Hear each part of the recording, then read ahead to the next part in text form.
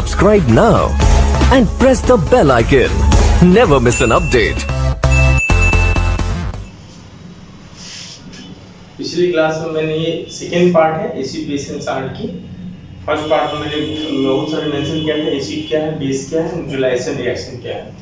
उसके बाद second video जो था हमारा, उसमें मैंने इंडिकेटर्स के बारे में बताया था, लेकिन उसमें पढ़ी ये सब।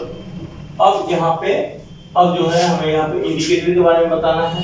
तो इंडिकेटर में मैं लिथियम सल्फर मेंशन कर चुका हूँ। अब ये फेनोल्फिथिलीन है। फेनोल्फिथिलीन का मतलब होता है कि ये भी सिंथेटिक या मैन मेड इंडिकेटर्स है। तो इसको हम लोग लैब में बना सकते हैं। लिटमस पेपर जो था वो नेचुरल इंडिकेटर था और ये हमारा मैन मेड इंडिकेटर या सिंथेटिक इंडिकेटर्स है। तो बोलता है सिंथेटिक जो होगा तो वो हम अपनी रिक्वायरमेंट के अनुसार ज्यादा या कम बना सकते हैं, और नेचुरल जो होता है एक लिमिटेशन में पाया जाता है। तो इसका हम लोग जनरली यूज करते हैं। इसी के बारे में फेनोल्फिथिलीन एक मैन मेड या सिंथेटिक इंडिकेटर्स। इसके बारे में क्या लिखा है? It is a acid base indicator. It is an acid base indicator, मतलब एसिड को भी इंडिकेट करेगा और बेस को भी करेगा। Which is colourless in acid. यदि हम एसिड इसमें मिलाते हैं तो उसमें कोई कलर चेंज नहीं होगा। एक्चुअली फेनोल्फिथिलीन का जो कलर ही होता है वो कलरलेस होता है। तो यदि हम एसिड डालेंगे तो कोई कलर चेंजिंग नहीं होगा, वरना वो कलरलेस ही रहेगा। Solutions but turn pink to red as a solutions become alkaline जो होता है वो बेस ही होता है। बेस में क्या होता है कि वो बेस जो पानी में डिसॉल्व होता है उसको एल्केलाइन कहते हैं। एल्कालाइन को नया चीज नहीं, बेस ही है, लेकिन वो बेस जो पानी में डिसॉल्व हो जाता है, घुल जाता है, पानी में इजी वे में डिसॉल्व हो जाएगा, घुल जाएगा। तो बोलता है ये पिंक टू रेड में कन्वर्ट कर देगा यदि हम इसमें बेस्ड सॉल्यूशन डालते हैं। सेकेंड क्या है? It is a synthetic indicators. मैंने पहले बताया ये सिंथेटिक इंडिकेटर है and it is used for the neutralisations. अब यूज फॉर न्यूट्रलाइजेशन में क्यों किया जाता है? क्योंकि लिटमस पेपर एक फिक्स अमाउंट में हमें अवेलेबल होता है, हम बना नहीं सकते। This is the find from the natures. तो नेचुरल होता है, फाइंड फ्रॉम नेचर होता है। इसके कारण हम अपनी रिक्वायरमेंट के अनुसार इनकी अमाउंट को फाइंड आउट नहीं कर सकते हैं। बट फेनोल्फिथिलीन जो है हमको ज्यादा मात्रा में चाहिए, हम ज्यादा लैब में प्रोडक्ट करेंगे और इसीलिए इसका यूज न्यूट्रलाइजेशन रिएक्शन में ज्यादा होता है। न्यूट्रलाइजेशन रिएक्शन में क्यों होता है?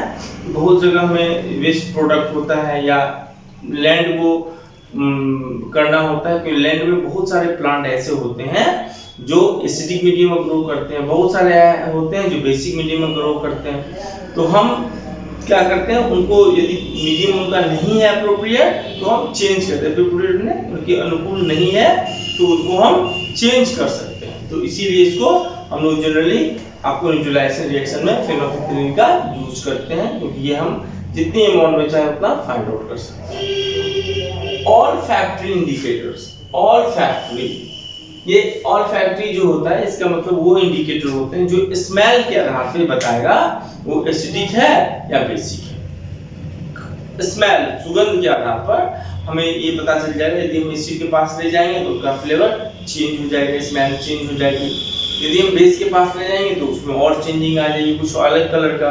तो इस तरह से इंडिकेटर जो होता है हमारा चेंज होता है, और उस तरह का इंडिकेटर जो स्मेल के आधार पर फाइंड आउट किया जाता है that is the olfactory indicators। तो इसमें लिखा है these are substance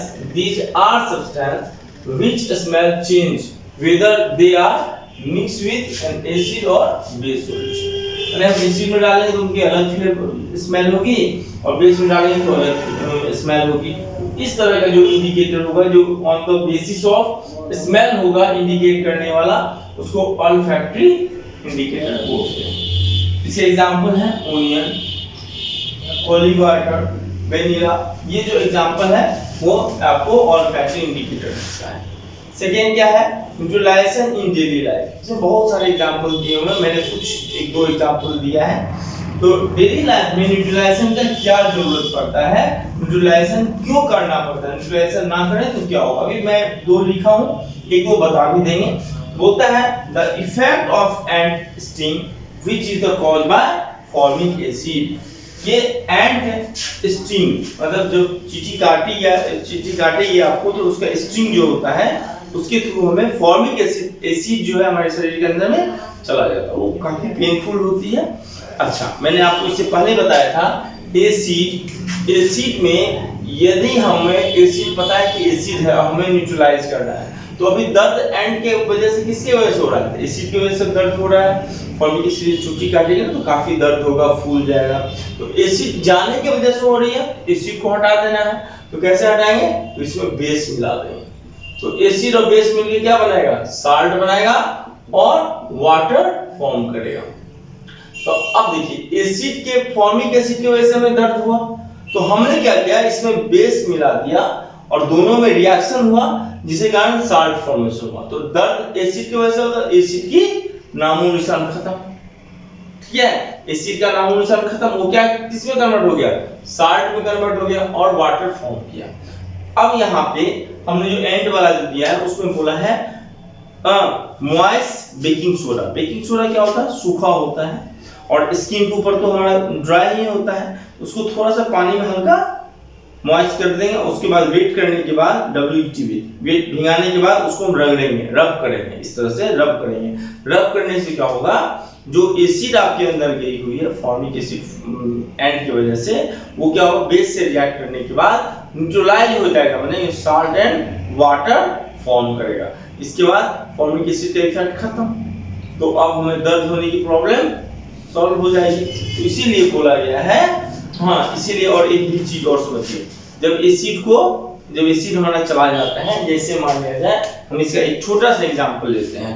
हमारी जो बड़ी बुजुर्ग होंगे घर में, वो जब आपको क्या बोलते हैं, चींटी काट लिया, मधुमक्खी बी काट लेते हैं, तो उसमें हम लोग को क्या कहते हैं, चूना मिला लगा दो।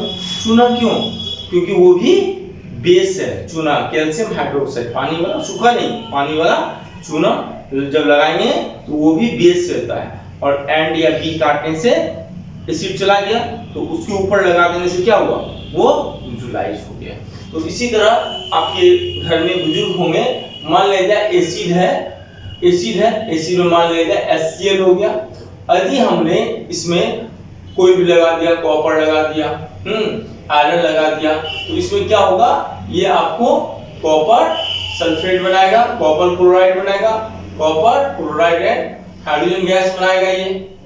तो आपको जब एंड या बी काट लेता है, तो आपके घर में क्या कहा जाता है कि आप चूना लगा लीजिए, उससे न्यूट्रलाइज हो जाएगा। या लोहे से या कोई कॉपर से, लोहे से ज्यादातर कहा जाता है, लोहे से करेंगे तो लोहे ज्यादा रिएक्टिव होता है।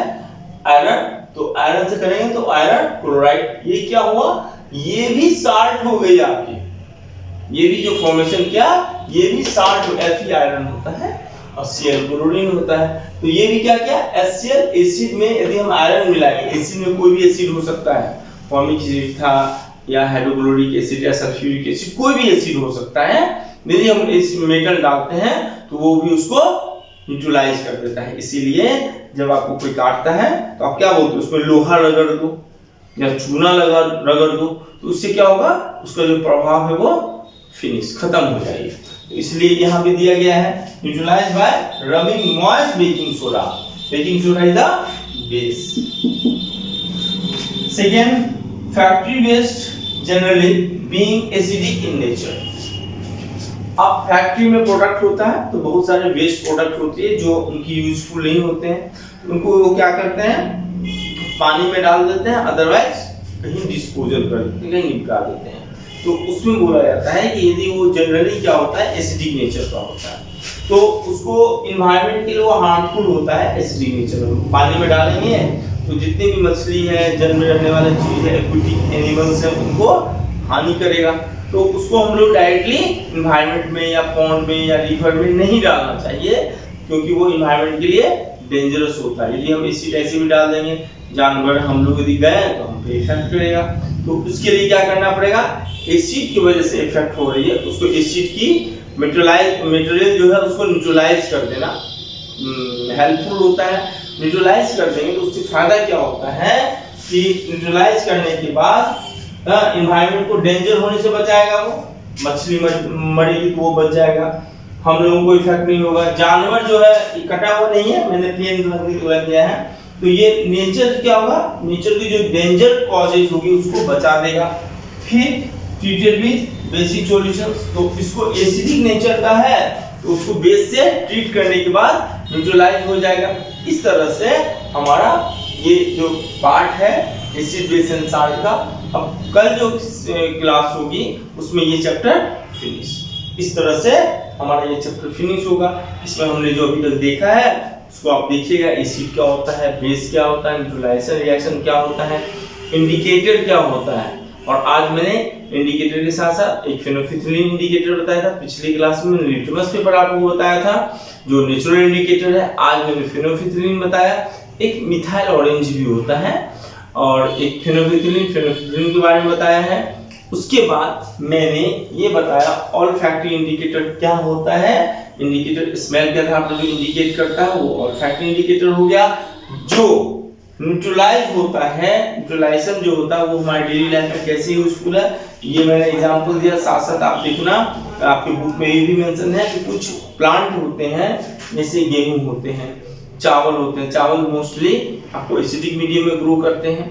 यदि वो लैंड बेसिक मीडियम का हो तो आपका चावल का प्रोडक्शन या तो बंद हो जाएगा, कम हो जाएगी या अप्रोप्रिएटली नहीं हो पाएगी। आपने काफी ज्यादा पैसा इन्वेस्ट किया, आपका प्रोडक्शन नहीं होगा प्रॉपर्ली। बेसिक नेचर में जैसे आपको गेहूं होता है, आलू होता है, ये सब बेसिक मीडियम जो लैंड होगी उसमें प्रोडक्ट होता है। यदि आपका लैंड एसिडिक मीडियम में है तो आपका प्रोडक्शन नहीं होगा अप्रोप्रिएटली। तब आपका मेहनत भी करोगे, पैसे भी लगाओगे तो उसमें अप्रोप्रिएट अमाउंट नहीं आएगा, फायदा नहीं होगा, इवन की लॉस हो जाएगी। तो इससे बचने के लिए हम लोग क्या करते हैं, लैंड का सॉइल का ट्रीटमेंट करते हैं। तो उसको सॉइल ट्रीटमेंट कहलाता है, वो टर्म सॉइल ट्रीटमेंट कहलाता है। कुछ दिन पहले हमारे प्रधानमंत्री ने भी घोषणा किया था कि जो कृषि वैज्ञानिक हैं जो है उसको लैंड का जांच करेंगे, वो बताएंगे किसान को एसिडिक मीडियम है या बेसिक मीडियम है। बहुत सारे किसान ने इससे लाभ लिया है। उससे फायदा क्या होता है, तो वो अपने लैंड की नेचर के अनुसार उनकी प्रोडक्टिविटी या ग्रो करवाते हैं। जो भी सीड डालेंगे उनकी नेचर और लैंड की नेचर एक होनी चाहिए। इससे क्या होगा, प्रोडक्शन कम लागत में ही ज्यादा होगा। इस तरह से हम लोग न्यूट्रलाइजेशन का यूज करते हैं। और न्यूट्रलाइजेशन यदि मान लीजिए हम चाहेंगे बेसिक है और एसिडिक मीडियम में करना चाहेंगे तो हमें दिक्कत होगा।